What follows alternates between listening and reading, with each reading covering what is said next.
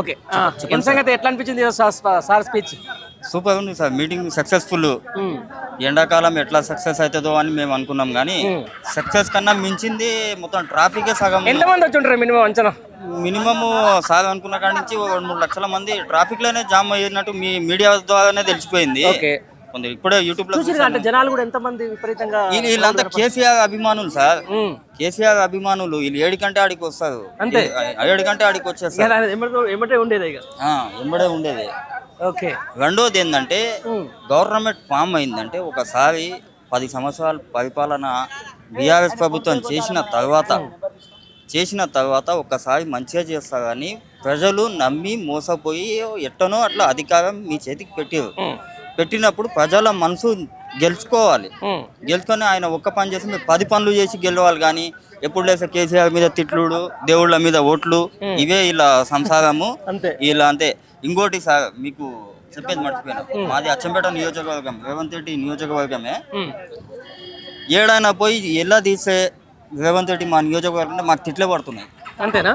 పేరు ఆయన సొంత నియోజకవర్గంలో అచ్చంపేటలో కాదు, తెలంగాణలో ఎక్కడ పోయినా ఎక్కడి నుంచి వచ్చింది మీరు అని అడిగితే మేము అచ్చంపేట నియోజకవర్గం అంటే అచ్చంపేట నియోజకవర్గం మాది అంటే ఏమంటారు అంటే మీరు రేవంత్ రెడ్డి ఊరే కదా కొండగడ్డిపల్లి అంటే మా ఊరికి వెళ్ళి 15-30 కిలోమీటర్ ఉంటది.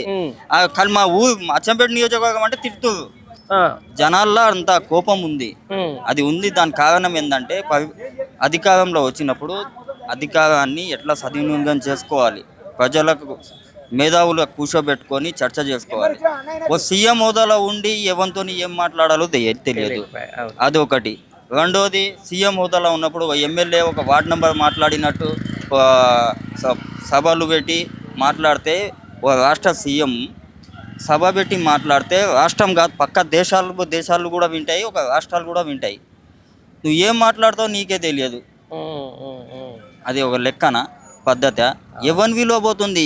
విలువ రాజకీయాలది పోతలేదు. బీఆర్ఎస్ పార్టీ భవిష్యత్తు, బీఆర్ఎస్ పార్టీ 100% వస్తుంది. 100% మళ్ళీ వస్తుంది. ఇప్పుడు పెట్టినా వస్తుంది. కానీ మా కేసీఆర్ సార్ కూలగొట్టాలనుకుంటలేడు. అది ఉండాలి, బరాబర్ ఉండాలి. మేము కూడా అంటున్నాం కూలగొట్టాలనుకున్న సూచనలు ఉంటే కాంగ్రెస్ పార్టీ వాళ్ళు కూలగొడతారు, కానీ మా సార్ అయితే కూలగొట్టాడు. రైట్. ఓకే. నువ్వు ఎక్కడి నుంచి వచ్చినావు పెద్ద మనిషి? మాది అమరావతి మండలం. అమరాబాద్. ఓహో, నువ్వు కూడా అచ్చంపేట. ఎట్లా అనిపించింది కేసీఆర్ సార్ స్పీచ్?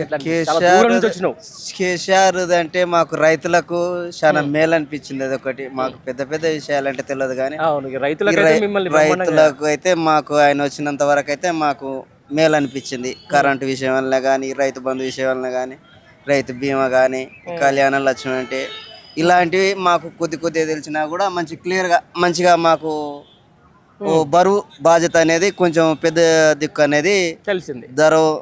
మాకు ధైర్యం అనేది అనిపించింది.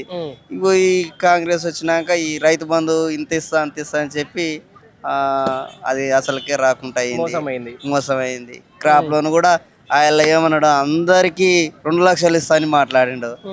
అట్లానే ఆ తర్వాత రేషన్ కార్డు అన్నాడు. రేషన్ కార్డు పోయింది, అసలు ఎవరికి లేదు, కొంతమందికే అయింది. మా ఇంట్లో 2 ఉన్నది. 3 లక్షలు ఉంటే మాకు ఒకరికన్నా అవుతుంది అనుకున్నాం కానీ ఒకరికి కూడా కాలేదు. అట్లా చెప్పిన మాటలు పట్టుకొని మోసపోయిన జనం. ఇంకా అన్ని డబల్ చెప్పే వరకు జనం మోసపోయిన అంతే. ఇంకా ఆయన మాటలతోటి ఈ రోజు కేసీఆర్ స్పీచ్ తోటి మీకు ఏమర్థమైంది? జర ధైర్యం అప్పుడైనా చెప్పినంత వరకే ధైర్యం కాదు, ఆయన చేతానమే ధైర్యంతో ఉంది. బీదోళ్లకు ధైర్యంతో ఉండదు. ఈ పెద్ద మనిషి కదా దేశానికి ముఖ్యమంత్రి అంటే ఆయన పెద్ద మనిషి. ఇప్పుడు రేవంత్ రెడ్డి కూడా ముఖ్యమంత్రి, కానీ ఆయన నోట వెళ్ళకూడదు, వెళ్తే తప్పకూడదు. ఇది ఒక్కటి మేను పెద్ద దిక్కు అన్నప్పుడు నేను అది ఆయన నోట వెళ్ళకూడదు, వెళ్తే తప్పకూడదు.